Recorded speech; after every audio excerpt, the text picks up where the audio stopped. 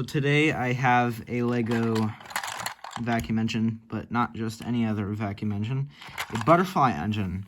I've made quite a few of these, like starting in maybe like July, but I never got to make a video about it because I would just make them, I would run them a couple times, and then I would just take them apart and make something else.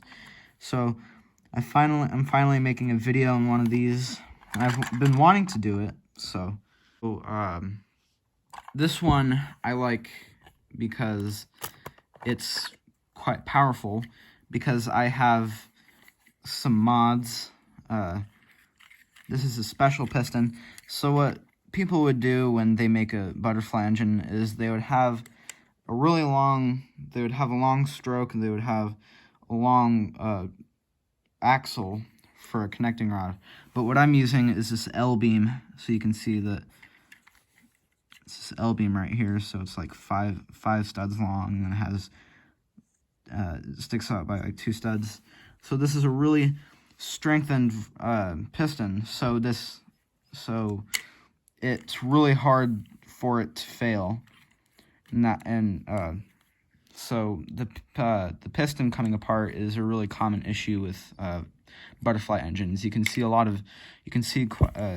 few videos of people running a butterfly engine, and it would just like completely explode, because either the piston would blow up, or maybe the piston would get caught on a cylinder wall and then just like blow that cylinder wall out. So this doesn't do that. Also, I have this reduced intake where it's just a Technic hole, and that seems to work just fine. So by restricting airflow, you're not only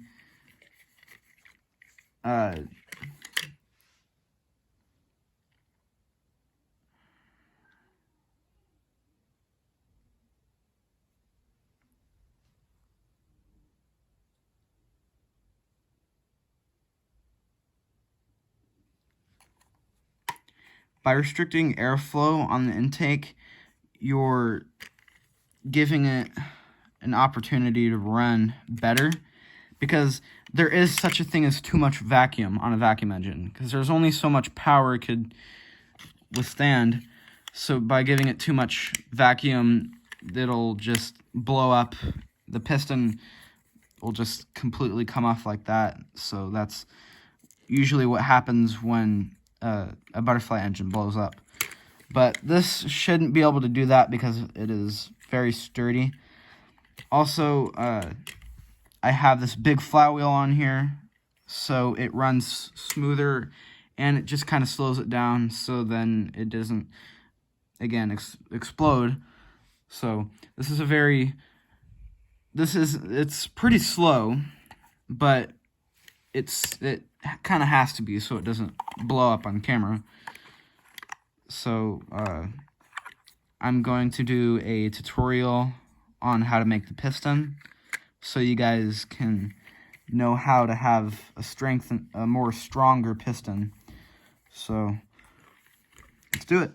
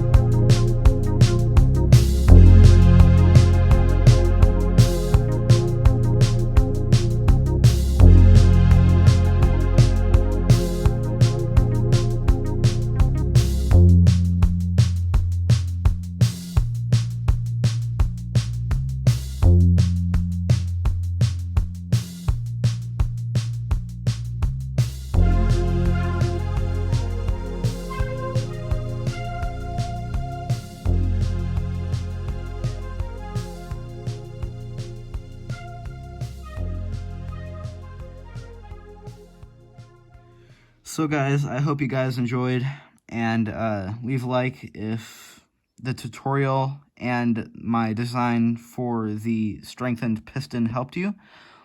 And yeah, I guess I'll see you guys in the next video.